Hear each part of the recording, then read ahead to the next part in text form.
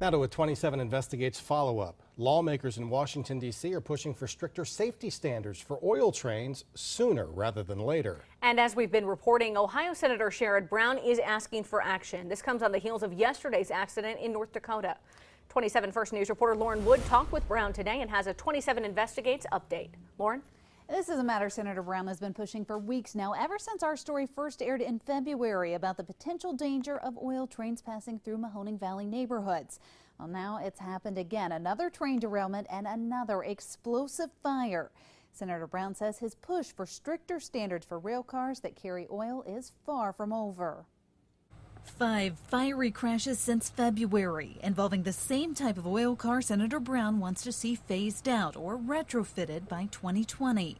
After this latest crash, Brown says changes cannot come soon enough. It's as soon as possible.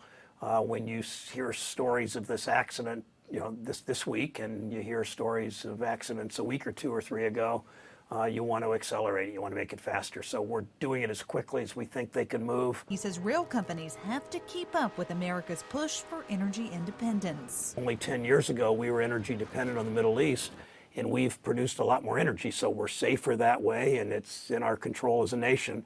But it also means we've got these potential public health, public safety issues. The ultimate goal, though, is not to create more laws. If the companies don't do it, then the government does. And that's kind of how we've operated in this country. Oftentimes the companies won't, so we pass strong bus safety regulations, for instance. And he says he doesn't want people to sit around and be scared in their homes. He says the chance of something like this happening locally is still very small. Considering the tens of millions of miles that these freight cars are traveling, the chances of one in the Mahoning Valley aren't very high.